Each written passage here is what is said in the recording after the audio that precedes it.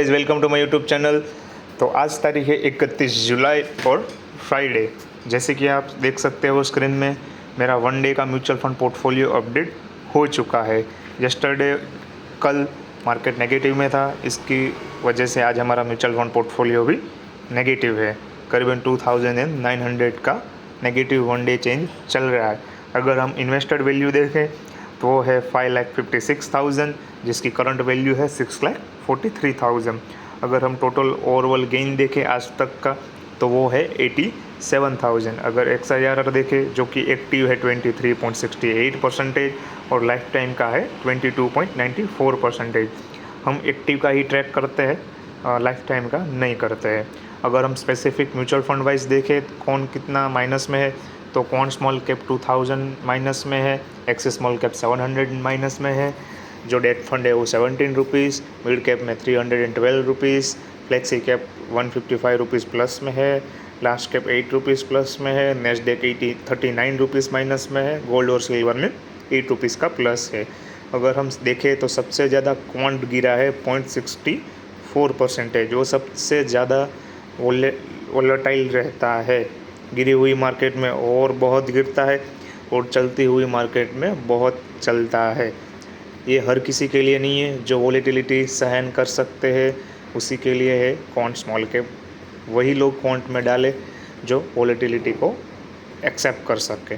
अगर बाकी का हम देखें मार्केट स्प्लिट वगैरह तो वो है एसेट स्प्लिट में इक्विटी सबसे ज़्यादा है 80%, डेट 20%, कमोडिटी 0.53%। इक्विटी में 80% है और डेट में 20% है। डेट में 20% इसलिए है क्योंकि डेट पर्सन वो है हमारा इमरजेंसी फंड, क्योंकि कभी भी कोई भी दिक्कत आए तो उसको हम तुरंत निकालें, वो दूसरे दिन आ जाता है हमारे अकाउंट में और उसको हम यूज़ कर सकते हैं। उसको हम इमरजेंसी फ़ंड भी बोल सकते हैं या फिर मैं तो अपॉर्चुनिटी फ़ंड बोलता हूँ। कभी भी हमें ऐसा लगे कि मार्केट में क्रैश आया तो उसको हम वहाँ से निकाल के तुरंत ही इक्विटी में ट्रांसफ़र कर सकते हैं। करीबन हर किसी को अपनी SIP का 20% डेट फंड में हर मंथ डालना चाहिए, क्योंकि डेट फंड में या लिक्विड फंड में, क्योंकि वो हमारा इमरजेंसी फंड होता है या फिर अपॉर्चुनिटी फंड भी बोलते हैं।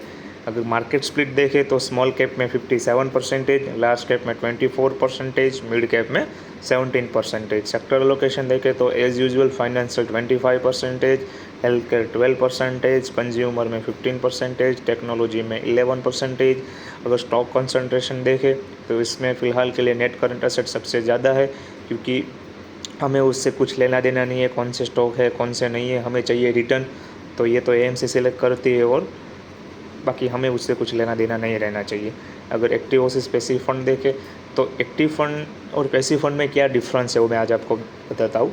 एक्टिव फंड का मतलब होता है उसका फंड मैनेजर होता है वो एक्टिवली स्टॉक को पिक करता है। उसका अगर उसे ऐसा लगे कि रिलायंस ज़्यादा बढ़ेगा तो वो रिलायंस में डालेगा, उसको ऐसा लगे कि जोमेटो ज़्यादा चलेगा तो वो जोमेटो में डालेगा। उसको जैसे भी एनालिटिक करके उसको जैसे भी लगे वो ऐसे चयन करेगा कि कौन सा स्टॉक क्या, उसको जो भी लेना है वो लेगा, जो भी बेचना है वो बेचेगा, हमें देगा रिटर्न। और पैसिव फंड होता है वो क्या होता है? पैसिव फंड होता है कि उसमें कोई फंड मैनेजर नहीं होता। हाँ होता है, सिर्फ देखने के लिए कि सही से ट्रैक हो रहा है या नहीं हो रहा है। पैसिव फंड है ना, वो हर कोई एक इंडेक्स को फॉलो करता है, जैसे कि Nifty 50 index, Nifty 500 index, Nifty pharma, Nifty IT, वो इंडेक्स को फॉलो करता है। उसमें एक्टिवली कुछ काम नहीं होता, उसकी वजह से उसको पैसिव फंड बोलते हैं। मैं अब आप पूछे, आप दिमाग में आएगा कि क्या लेना चाहिए, एक्टिव फंड लेना चाहिए या पैसिव फंड लेना चाहिए। वो आपके रिस्क प्रोफाइल पे डिपेंड करेगा, वो आपके गोल पे डिपेंड करेगा। मेरे पास तो सब एक्टिव फंड है, एक भी पैसिव फंड नहीं है। और मैं आपको वही हमेशा ही बोलता हूँ कि पैसिव फंड नहीं लेना चाहिए। हमें पैसिव फंड की जगह ETF ले लेना चाहिए, ठीक है। और मैं अगर अपनी बात करूँ तो मैं 3-4 साल से इन्वेस्टमेंट कर रहा हूँ और पिछले 1 साल से ज़्यादा इन्वेस्टमेंट कर रहा हूँ। अगर मेरा स्टॉक प्लस ETF का पोर्टफोलियो देखें तो उसमें 26,000 इन्वेस्टेड है, जिसकी करीबन वैल्यू 30,000 है। 3,000 का इसमें नेट प्रॉफिट अभी दिख रहा है, क्योंकि निफ्टी IT अभी प्लस माइनस में हो रहा है, उसकी वजह से उसमें ठीक ठाक प्रॉफिट दिख रहा है। करीबन 1,598 रुपीज़ का इसमें गेन है। अगर हम stock, ETF, mutual fund, US ETF सबको मिला दे तो टोटल मेरा 6,90,000 से लेकर 7 लाख के बीच में मेरा पोर्टफोलियो है। Thank you for the watching. If you like it then subscribe it. अगर आपको कोई भी डाउट हो, कुछ भी हो, तो आप कमेंट कर सकते हैं, मुझे पूछ सकते हैं। मैं आपको अपने एक्सपीरियंस के हिसाब से आंसर दूंगा। मेरे पास करीबन 4-5 साल का एक्सपीरियंस है। मुझे आई थिंक बहुत कुछ मालूम है म्यूचुअल फंड के रिलेटेड, बट मुझे ऐसा लगता है मुझे 20% ही मालूम है और उससे ज़्यादा कुछ नहीं मालूम। Thank you for the watching.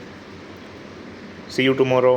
Till keep investing, keep growing and just enjoy the life, just enjoy the every moment of our life, because we don't know what happened tomorrow. Smile.